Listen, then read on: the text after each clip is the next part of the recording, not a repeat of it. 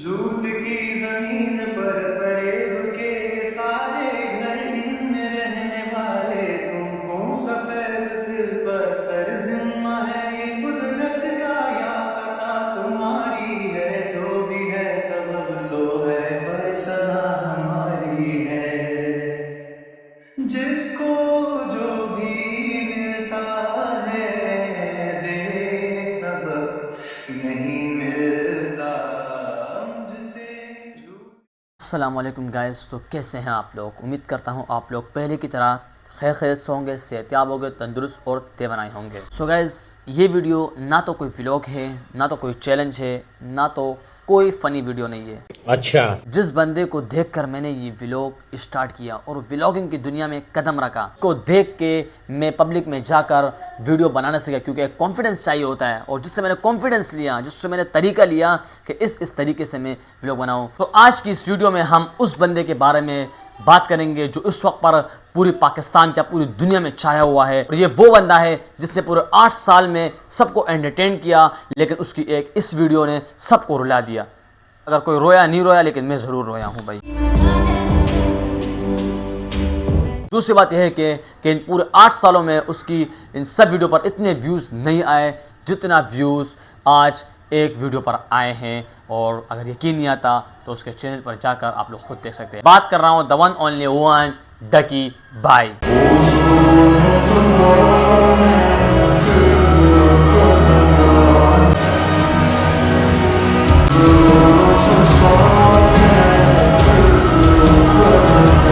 सौ दिन काट कर आ चुका है जेल से बाहर और उसने पूरा बयान दे दिया है कि क्या क्या हुआ उसके साथ और क्या क्या नहीं हुआ। वीडियो को कंटिन्यू करने से पहले मैं आपको एक बात बताता हूं जिसको आपने वीडियो के एंड तक अपने माइंड में लगा के रखना है। जैसे कि डकी भाई ने अपनी वीडियो में बताया कि बिग ब्रदर, उसे आपने पूरे वीडियो के एंड तक याद रखना है। जब मुझे इन्वेस्टिगेशन के लिए फिर से लेके गए तो वहां पे एक और बंदा आया था अपने काम से।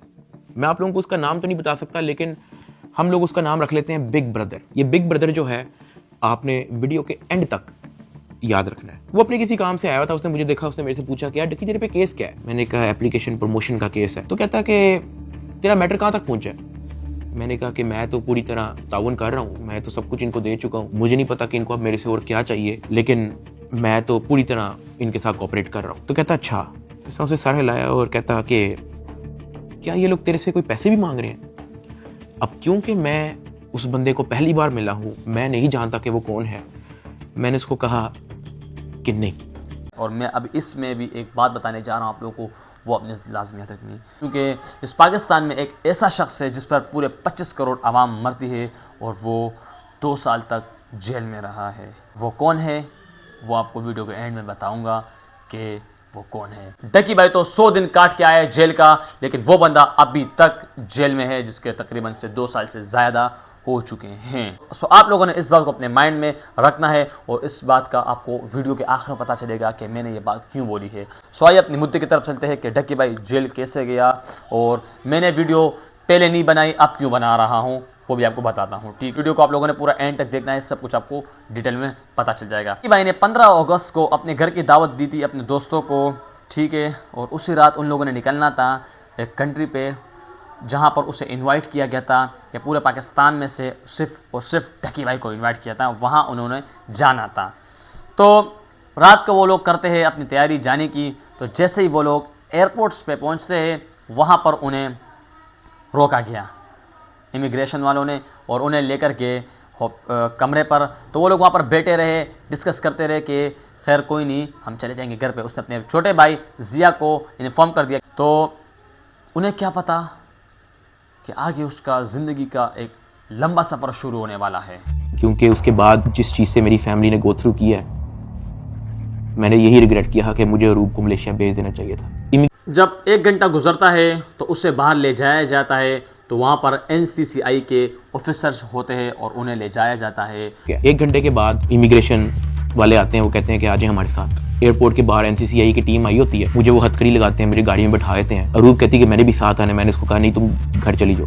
और एक ही दिन के अंदर पूरे पाकिस्तान में खबर फैल जाती है कि डकी भाई को गिरफ्तार कर लिया है साइबर क्राइम एजेंसी ने। यूट्यूबर डकी भाई की गिरफ्तारी का हर तरफ चर्चा है। डकी भाई को लाहौर एयरपोर्ट पर उस वक्त गिरफ्तार किया गया जब अब इन्होंने मुल्क जा रहा था। NCCIA लाहौर ने मारूफ यूट्यूबर सादुर रहमान उर्फ डकी भाई के खिलाफ मुख्तलिफ इल्जामात के तहत मुकदमा दर्ज कर लिया। साइबर क्राइम एजेंसी ने यूट्यूबर साद उर्फ डकी भाई के खिलाफ मुकदमा दर्ज कर लिया है। मशहूर यूट्यूबर डकी भाई कल रात से गिरफ्तार हैं। पाकिस्तान के सबसे मशहूर यूट्यूबर डकी भाई एक बार फिर बड़ी मुश्किल में फंस गए हैं। मुल्जिम को गुज़श्ता रात लाहौर एयरपोर्ट से गिरफ्तार किया गया था। यूट्यूबर डकी भाई बड़ी मुश्किल में, हुक्म जारी, मदाहों के लिए बुरी खबर। डकी भाई डकी भाई डकी भाई डकी भाई डकी भाई डकी भाई डकी भाई उन्हें अंदाजा भी नहीं होता है कि उन्हें किस बात पर गिरफ्तार किया गया है। बिल्कुल मेरे अंदर इतना सा भी वहम गुमान नहीं था कि असल में इशू क्या, क्योंकि जिस बात पर उन्हें गिरफ्तार किया गया था उस चीज़ का पहले से हमारे पाकिस्तान PSL टीम खुद ही प्रमोशन कर रहे थे।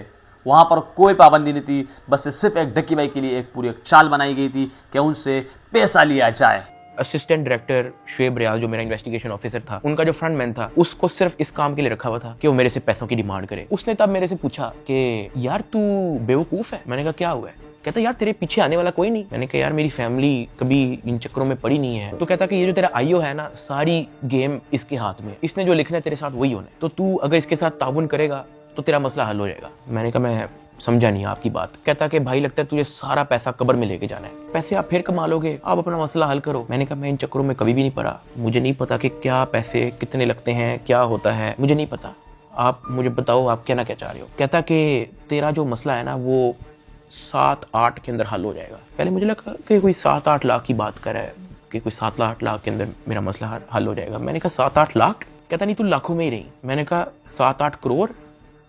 कहता तो और। मैंने कहा इतने तो मेरे पास है ही नहीं, मेरे रिसेंटली कुछ बहुत ज़्यादा खर्चे हुए हैं, मैंने आगे भी बहुत सारी मेरी स्पेंडिंग है, मेरे 100 और काम है, मेरे पास नहीं है। कहता बस फिर तो इधर ही पड़ा रहा है। मुझे वहाँ से आइडिया हो गया कि इस बंदे का काम सिर्फ और सिर्फ मेरे से पैसे मांग। और बाकी जो उनके पास तकरीबन 3 लाख डॉलर थे, जो पाकिस्तानी रुपयों में 9 करोड़ रुपए बनते हैं, वो उनसे सरफराज चौधरी जो NCCI के सीनियर अफसरान में आते हैं, जिन्होंने हत्ता कि ये तक की भी कहा अरूप जतोई को जब उन्हें मीटिंग के लिए बुलाया जा रहा था तो ये भी कहा कि यहाँ का जज भी मैं हूँ, यहाँ का वकील भी मैं हूँ, यहाँ का गवाह भी हूँ, यहाँ का सबूत भी हूँ। यानी कि वो फिल्म बन गई थी पूरे पाकिस्तान में। मजाक है क्या? हलवा है क्या? आप यहाँ पे सब कुछ हैं। ज़बान संभाल के बात कर। चलो कि इंसान के ऊपर जब परेशानियां, मुसीबतें, आजमाइशें, तकलीफ़ें आती है तो वो आती ही अल्लाह ताला की तरफ से है और अल्लाह ताला ही फिर उन्हें ख़त्म करता है किसी के ज़रिए पर।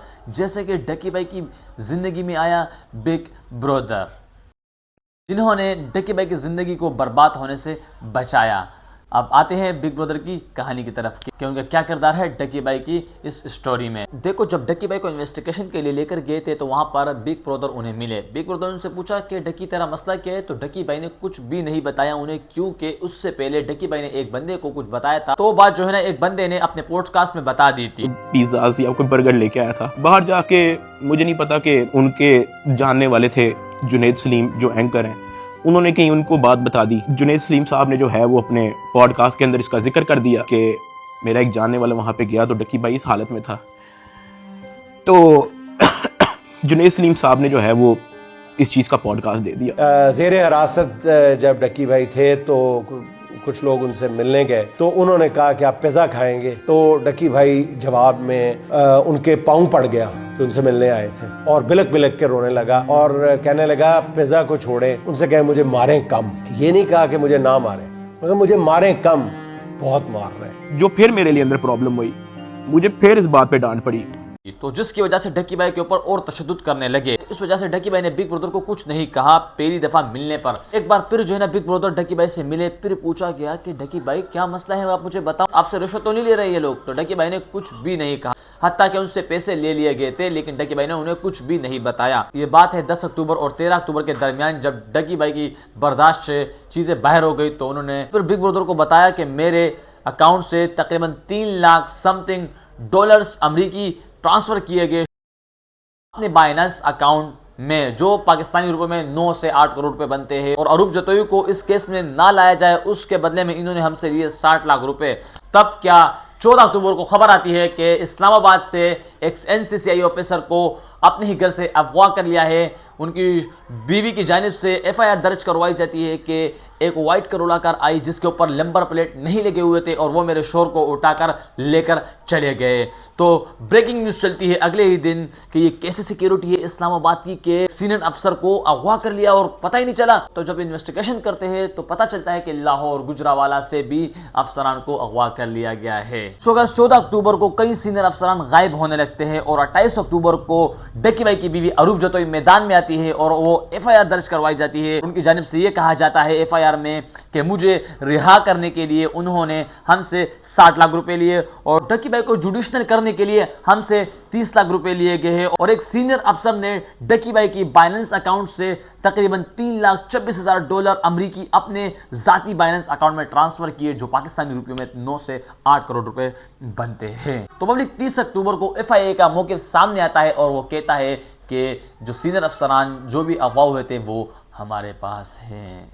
सो गाइस ये अफसरान चले जाते हैं FIA एंटी करप्शन डिपार्टमेंट के रिमांड पर और इनकी जानिब से कबूल कर लिया जाता है कि हमने पैसे लिए अरूप जतोई से और डक्की भाई के बाइनेंस अकाउंट से और वो पैसे हम सब अफसरान ने आपस में बांट लिए। सो गाइस फिर नवंबर का महीना शुरू होता है और 6 नवंबर को खबर सामने आती है कि वो 7 अफसरान जिन्होंने डक्की भाई के ऊपर तशद्दुद किया था, उनके साथ ज्यादती की, उन 7 अफसरानों ने रिजाइन दे दिया।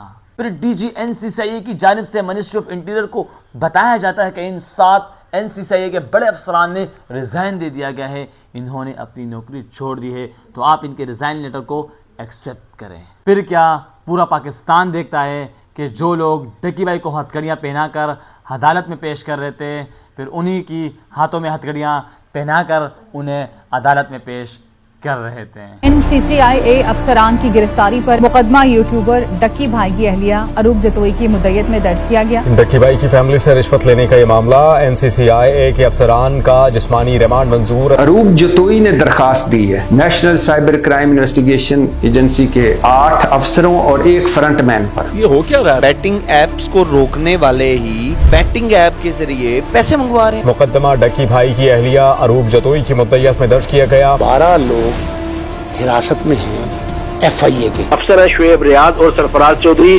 उन्होंने रिलीफ के नाम पर अरूप जतोई से रिश्वत मांगी पर 90 लाख रुपए की रकम बतौर रिश्वत वसूल की गई। वो लोग जिनके कंधों पे निजाम की हिफाजत की जिम्मेदारी रखी गई थी, वो ही खुद इस निजाम में नकब लगाने लगे। जो तफ्तीशी थे आज वो मुलजिम के रूप में अपने ही इदारे के सामने जवाब दे हैं। 7 अफसरान ने ओहदों से इस्तीफा दे दिया। तो 90 लाख रुपए रिश्वत लेने के केस में NCCIA के एडिशनल डायरेक्टर समेत 6 अफसरान का जिस्मानी रिमांड मंजूर कर लिया गया है। अरूप जतोई इस बात पर डट गई हैं कि NCCIA अफसरान जिन्होंने उनसे रिश्वत ली है इनको नहीं छोड़ेंगी। जिन ऑफिसर्स ने मेरी फैमिली को मेंटल ट्रॉमा से गुजारा, जिन ऑफिसर ने मेरी फैमिली को मेंटली टॉर्चर किया, जिन ऑफिसर ने मुझे बेवजह मारा, मैं उनसे भीख मांगता गया कि यार मुझे ना मारे, मुझे फिर भी मारते गए। जिन ऑफिसर्स ने बच्चे को वीडियो कॉल करके मुझे उससे माँ बहन की गालियां दिलवाई, अगले दिन उन सबकी खबर आ गई कि वो सब गिरफ्तार हो गए।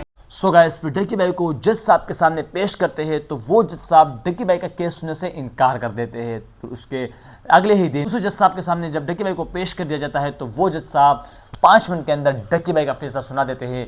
वो कहते हैं डक्की भाई को रिहा कर दिया जाए, जो आज हमारे दरमियान में 100 दिन काट कर आए हुए हैं और अपनी स्टोरी फुल डिटेल ऑन में बयान कर दिए है। लेकिन उन्होंने वो चीज़ें नहीं बताई जो इंशाल्लाह इसकी अगली वीडियो में खुद हम डक्की भाई से फेस टू फेस सुनेंगे। सो उस वीडियो को आप लोगों ने ज़रूर एंड तक देखना है। और हाँ, इस स्टोरी से हमें ये पता चलता है कि आपकी परेशानियों में आपके साथ सिर्फ और सिर्फ आपकी फैमिली होगी, ना कि वो डक्की भाई के साथ जैसे 9 मिलियन सब्सक्राइबर में से कोई नहीं, सिर्फ और सिर्फ अरूप जतोई, उसकी मामा, उसके भाई, उसके अब्बू, बस। और हाँ, अरूप जतोई को मेरे दोनों हाथों से सलाम। अगली वीडियो में मिलेंगे आपके साथ और विद डक्की भाई के साथ। अल्लाह हाफिज। झूठ की जमीन पर फरेब के ये सारे घर, इनमें रहने वाले तुम हो, सफेद दिल पत्थर जिम्मा है ये कुदरत का या खता तुम्हारी है, जो भी है सबब सो है पर सजा